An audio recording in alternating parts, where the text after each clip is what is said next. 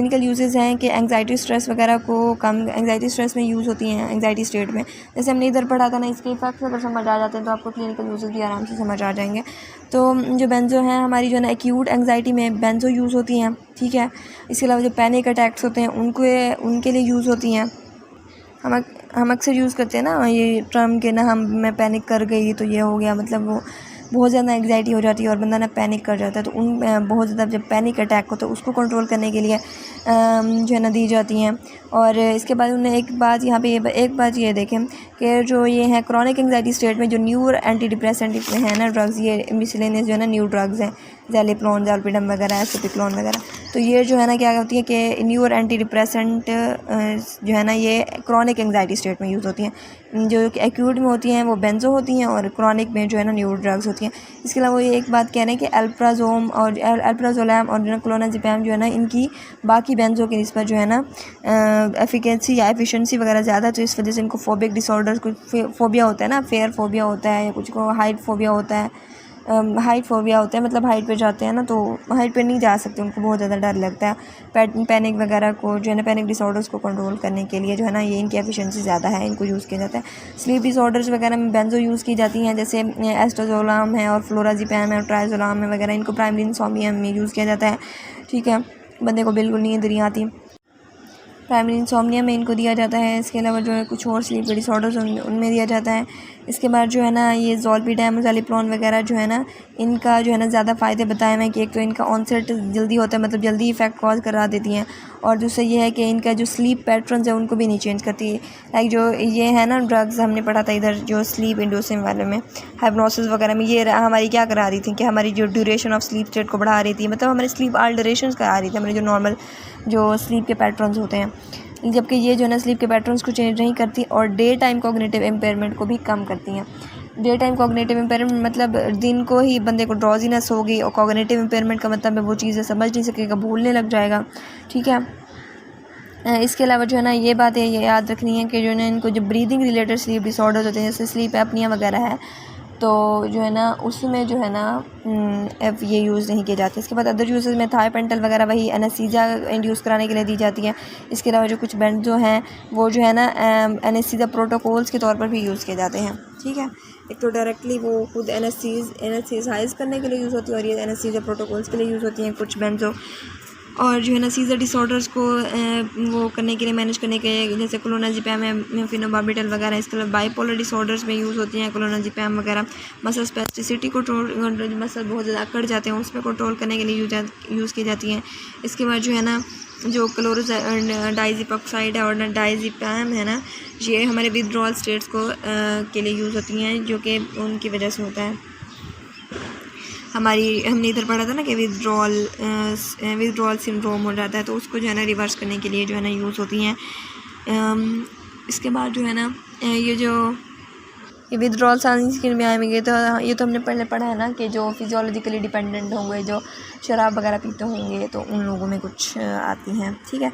अब इसके बाद जो है ना टॉक्सिसिटी की बात करें तो इसमें साइकोमोटर डिसफंक्शन है। साइकोमोटर डिसफंक्शन का मतलब उसमें जो है ना कॉग्निटिव इम्पेयरमेंट आ जाती है, एक बंदा चीज़ें भूलने लग जाएगा, बिल्कुल उसका माइंड जो है ना सही से प्रॉपर वर्क नहीं कर सकेगा। डिक्रीज, जाहिर सी बात है सीएनएस डिप्रेस हो रहा है तो सीएनएस की एक्टिविटी तो कम हो जाएगी ना बहुत, तो डिक्रीज साइकोमोटर स्किल्स, उसकी साइकोमोटर स्किल्स भी उसकी कम हो जाएंगी। इसके बाद जो है अनवांटेड डे टाइम सेडेशन, उसको दिन में ही नींद ऊँघने लग जाएगा, दिन में नींद आने लग जाएगी, ठीक है।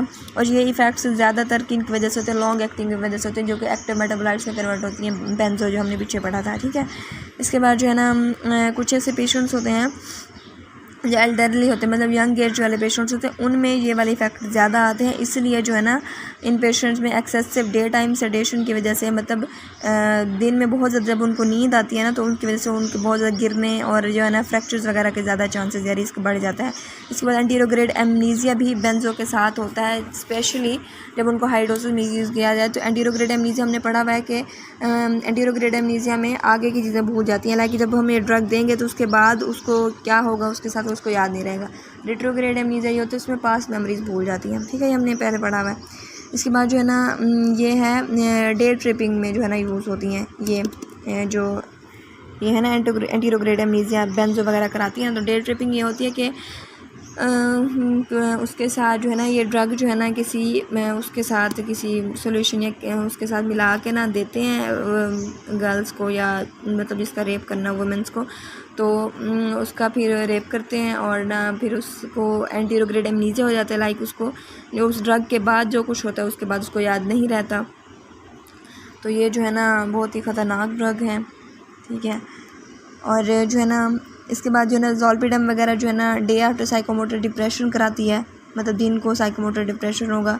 इसके बाद जो है ना स्लीप ड्राइविंग वगैरह कॉज कराती हैं। स्लीप ड्राइविंग ये होती है कि जो है ना कुछ लोग होते हैं ना कि जो नॉर्मली ऐसा होता है कि फटीग्ड होते हैं, कुछ लोग बहुत ज़्यादा थके हुए, तो वो व्हीकल या फिर ना कोई कार या कुछ मोटर बाइक चलाते हुए ना तो वो उनको नींद आ जाती है, ठीक है।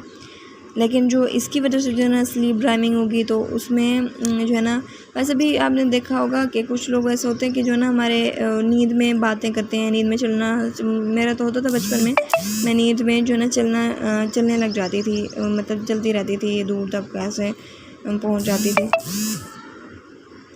ठीक है। तो स्लीप ड्राइविंग में यही होगा कि driving well not fully awake after injection of sedative hypnotic drug. Like ये ड्रग किसी पेशेंट ने खा लिया और ना उसने ड्राइविंग स्टार्ट कर दी तो उसका ब्रेन तो सोया हुआ है, तो इसकी वजह से जो है ना स्लीप ड्राइविंग, ठीक है। और उसको भी याद भी नहीं रहेगा कि कुछ मैंने नींद में चलाई थी गाड़ी या कुछ इस तरह, ठीक है।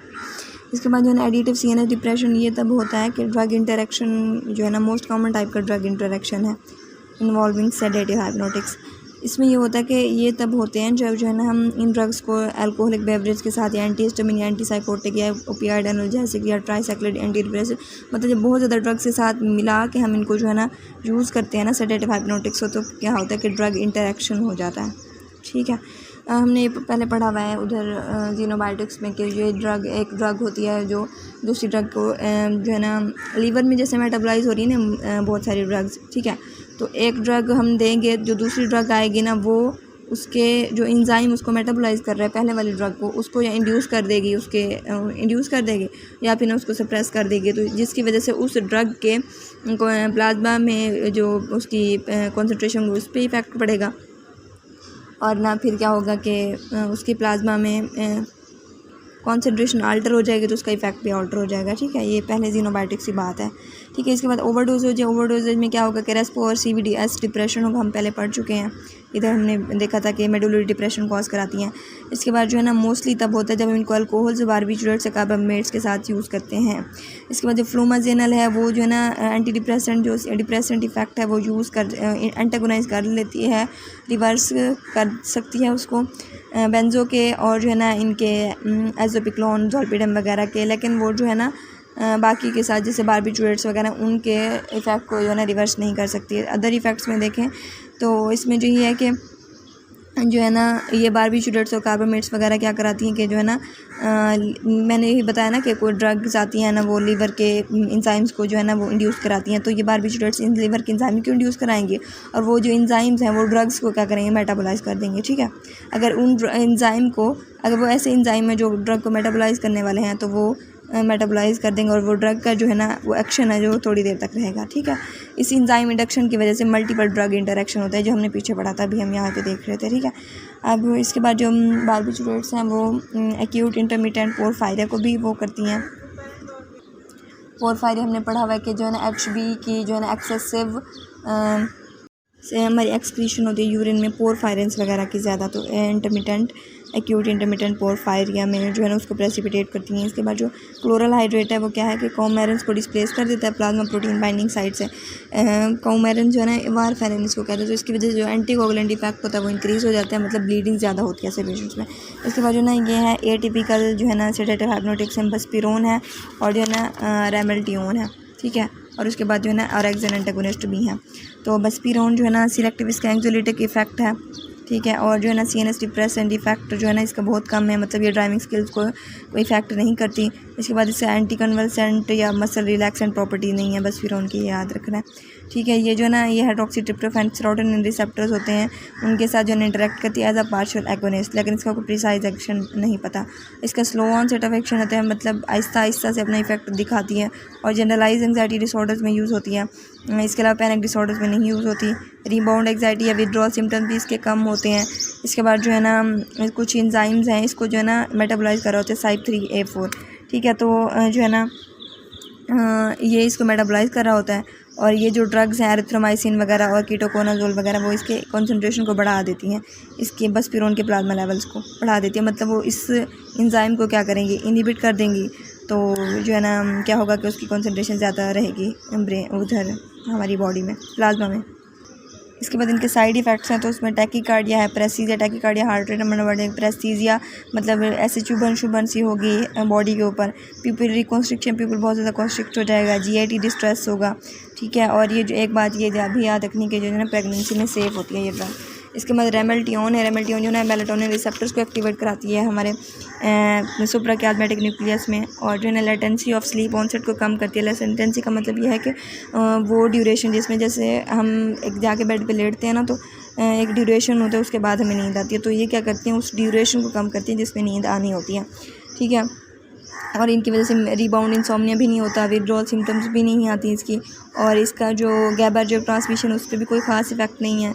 इसको जो इनहिबिट कर रही है ना ड्रग्स, रिफम्पिन है, वो इसके प्लाज्मा लेवल्स को कम कर रही है, और जो इसके इनहिबिटर्स हैं वो फ्लोवोक्सामिन और जो है फ्लोकोनाजोल इसके कॉन्सेंट्रेशन को बढ़ा रही हैं।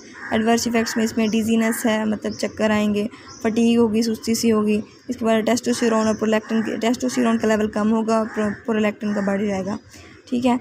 रेक्सिन एंटागोनिस्ट में सर्वोरेक्सेंट है एंटागोनिस्ट, ठीक है। इसकी हिप्नोटिक प्रॉपर्टीज़ हैं। अब इसकी ना मैं शॉर्ट लिस्टिंग बता देती हूँ।